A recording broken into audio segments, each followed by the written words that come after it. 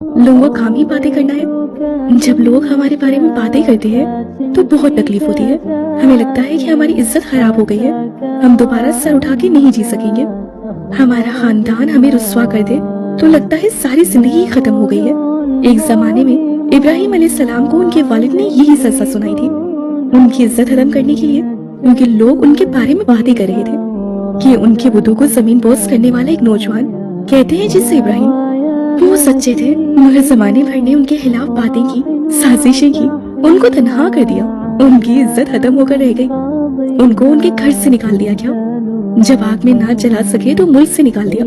फिर क्या हुआ? फिर ये हुआ कि इब्राहिम अलैहिस्सलाम को अल्लाह ताला ने इसहाक भी दिए, इस्माइल भी और याकूब भी। उनको अल्लाह ने काबा बनाने का शर्फ भी दिया और उनके नाम को रहती दुनिया तक हमारी नमाजों का, हमारे वर्द का हिस्सा बना दिया। 3 बड़े अदयान के पैरोकार यहूद, ईसाई, मुसलमान इस बात पे झगड़ते हैं कि इब्राहिम हमारा है। सब उन्हीं को अपनाना चाहते हैं, उनको अपने दीन में दाखिल दिखाना चाहते हैं, जिनको उनके घर वालों ने निकाल दिया, जिनकी वो लोग इज्जत नहीं करते थे। अल्लाह ने इब्राहिम अलैहिस्सलाम के लिए लसान उल सदीक बनाई, सच्ची जुबान, सच्ची तारीफ, नेक नामी जो रहती दुनिया तक और उसके बाद भी कायम रहेगी।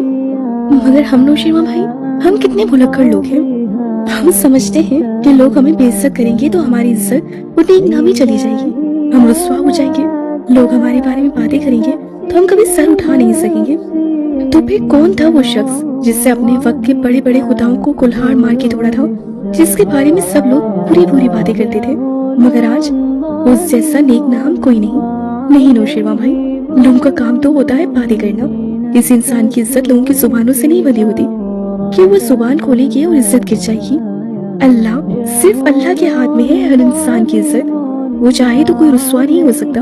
किसी की इज्जत किसी इंसान के हाथ में नहीं है। हमारा सारा खानदान हमारी बेइज्जती करेगा तो अल्लाह उससे कई ज्यादा लोग पैदा कर देगा जो हमारी इज्जत करेंगे।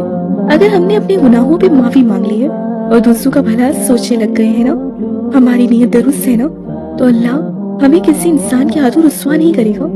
अगर हम इंसानों की भलाई सोचें और अपनी नीयत को नेक कर ले तो मिलेगी हमें वो इज्जत जिसे कोई इंसान दागदार नहीं कर सकेगा। इसलिए उन बुतों से डरना नहीं चाहिए, कुल्हाड़ा मार के उनको तोड़ देना चाहिए।